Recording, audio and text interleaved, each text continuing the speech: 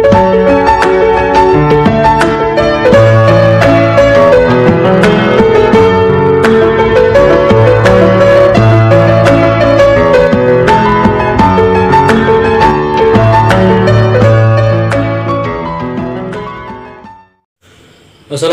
warahmatullahi wabarakatuh. Kembali ke channel kita Belajar Aja.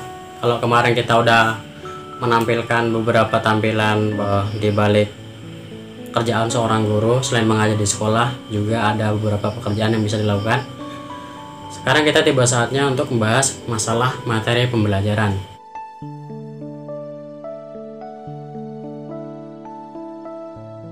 Singkat dengan PDA, itu adalah hubungan atau suatu kesatuan antara kekayaan atau harta dengan utang dan modal yang dimiliki oleh suatu perusahaan. PDA digunakan untuk sistem pencatatan akuntansi dasar. Aset adalah kekayaan atau sumber daya yang dimiliki oleh perusahaan yang diperoleh dari akibat peristiwa masa lalu, dan manfaat ekonomi dari sumber tersebut akan digunakan untuk masa depan perusahaan nantinya. Yang kedua yaitu ada liabilitas ataupun kewajiban, atau bisa juga disebut dengan hutang.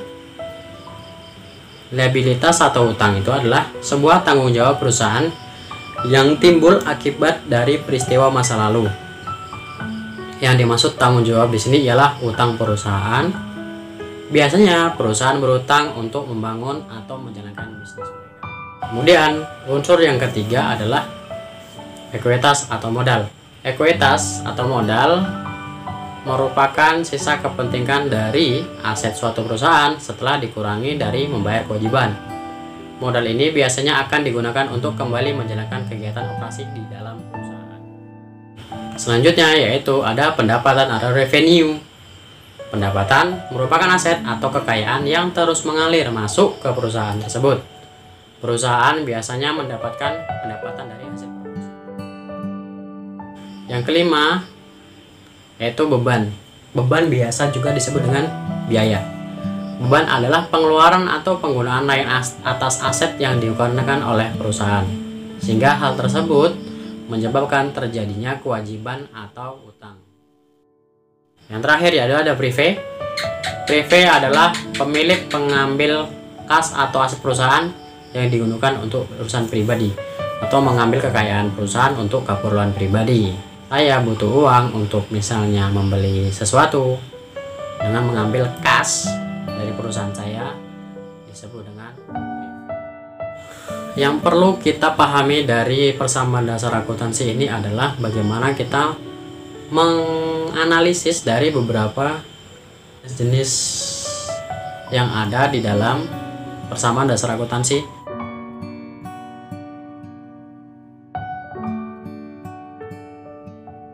Hal paling penting yang harus kamu pahami adalah sebagai berikut. Ada aset lancar,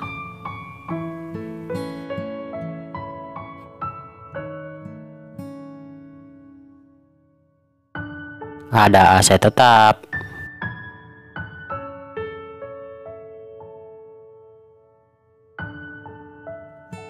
ada aset tak berwujud,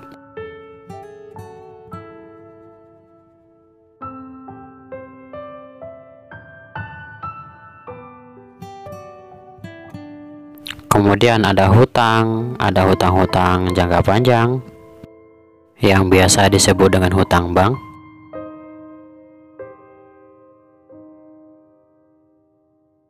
Ada juga hutang jangka pendek yang biasa disebut dengan hutang usaha. Sekarang perhatikan contoh yang ada di tampilan, perhatikan baik-baik. Itu ada contoh Pak Paijo mendirikan sebuah usaha bengkel dengan menyerahkan uang sebesar 50 juta rupiah.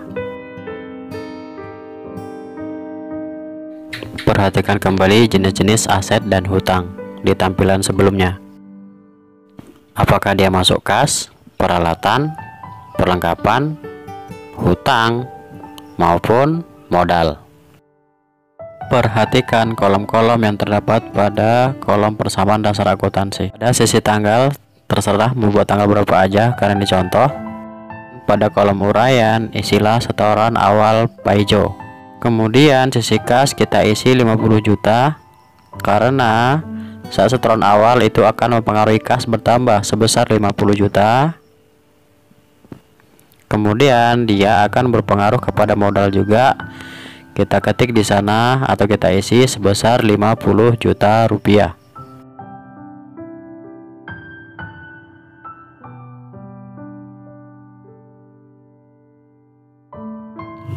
Perhatikan baik-baik contoh soal selanjutnya, yaitu Pak Paijo membeli kunci-kunci bengkel sebesar 2 juta dan baru membayar 1.500.000 dan akan dilunasi bulan berikutnya. Di contoh soal tersebut akan mengurangi kas, menambah peralatan, dan akan menambah hutang. Pada kolom uraian silakan isi membeli peralatan. Kas berkurang sebesar 1.500.000 rupiah.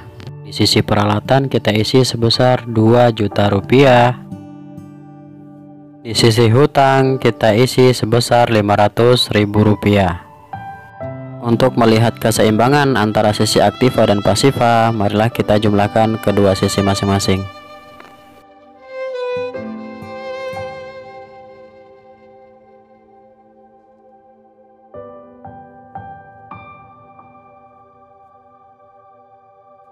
Dengan seimbangnya kedua sisi, maka pekerjaan kita berarti betul. Demikian untuk kali ini, akan berjumpa lagi untuk contoh soal persamaan dasar akuntansi full.